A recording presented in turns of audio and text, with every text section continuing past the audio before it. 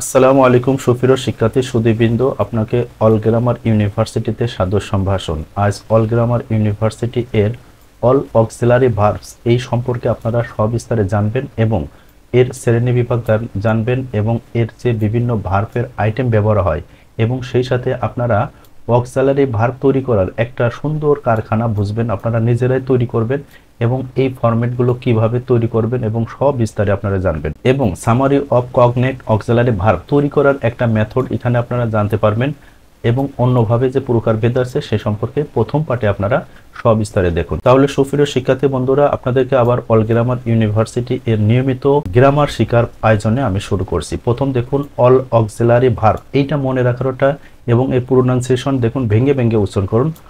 Auxiliary, আপনি যদি এভাবে মনে রাখতে পারেন অক্সিলিয়ারি অক্সিলারি ভার্ব, এইভাবে এটার বিশুদ্ধ এবং এর প্রোনাউন্সিয়েশনটা এভাবে আয়ত্ত করবেন। এবং এই অল অক্সিলারি ভার্বের প্রতিটার grammatical use of all auxiliary verb সম্পর্কে নিচেই সবিস্তারে আলোচনা করব পার্ট বাই পার্ট।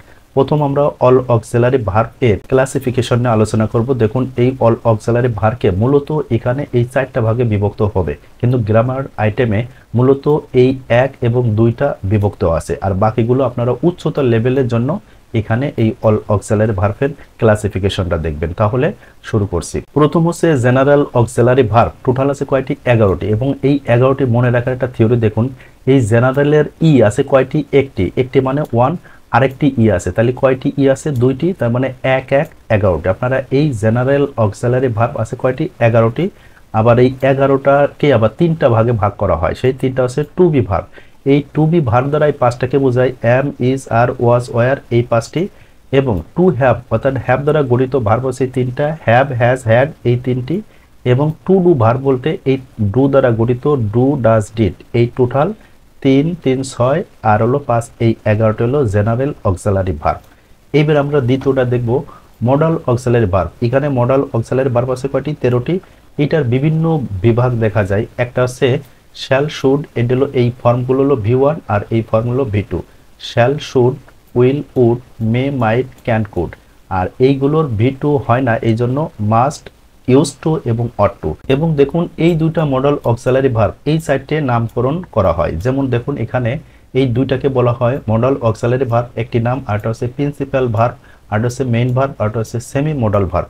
তার মানে এই দুইটা অক্সিলারি ভার্ব এই সাইডটার নামে নামকরণ করা হয়।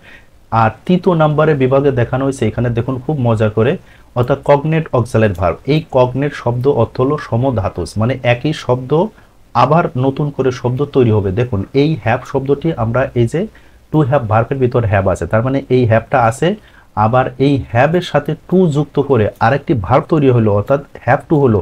এইটাকে মূলত বলা হয় কগনেট, মানে সমধাতুস। একটা ধাতু থেকে আরেকটা ক্রিয়ারূপ ঘটনা, একে হলো সমধাতুস। যেমন হ্যাজ আগে আছে, এর সাথে টু যুক্ত করে হ্যাজ টু আবার হয়েছে, তাহলে এইটাকে বলা হয় কগনেট অক্সিলারি ভার্ব।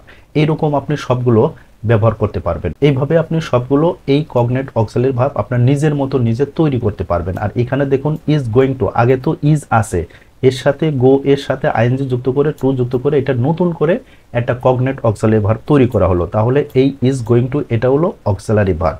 তাহলে আপনারা ইচ্ছামতো এইভাবে অর্থাৎ অক্সিলারি ভার্ব তৈরি করার সূত্রের কারখানাতে আপনারা নতুন করে অক্সিলারি ভার্ব তৈরি করতে পারবেন। এবং যে কোনো ভার্বকে আপনি গ্রামাটিক্যাল ইউজে বিশুদ্ধতা নিয়ে আসতে পারলে সেটা কগনেট অক্সিলারি ভার্বের ফর্মের ভিতর পড়বে।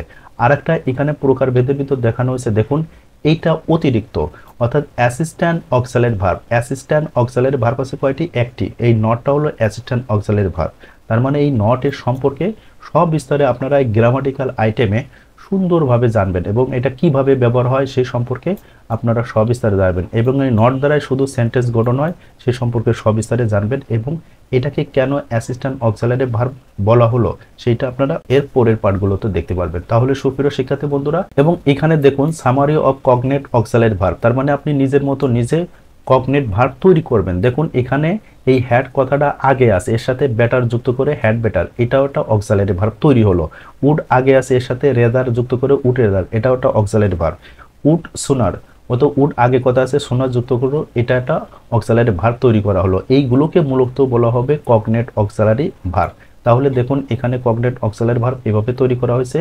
এখানে আবার দেখুন বি হলো একটা অক্সিলারি ভার্ব, এর সাথে আইএনজি যুক্ত করে এটা নতুন করে কগনেট অক্সিলারি ভার্ব তৈরি করা হলো। বি একটা অক্সিলারি ভার্ব, এর সাথে বিন যুক্ত করা হলো। এইভাবে আপনারা নতুন নতুন অক্সিলারি ভার্ব তৈরি করার পদ্ধতি আপনারা এখানে শিখবেন। মূল কথা হচ্ছে কি, দেখুন এখানে এই বি বলতে টোটাল যে 40টা অক্সিলারি ভার্ব এখানে দেখানো হলো, সেই চার্টগুলো এখানে দেওয়া আছে। জেনারেল অক্সিলারি ভার্ব হচ্ছে 11টি, এই 11টাকে দেখানো হয়েছে। আর এখানে মডাল অক্সিলারি ভার্ব হলো 13টি, এই 13টাকে বোঝানো হয়েছে।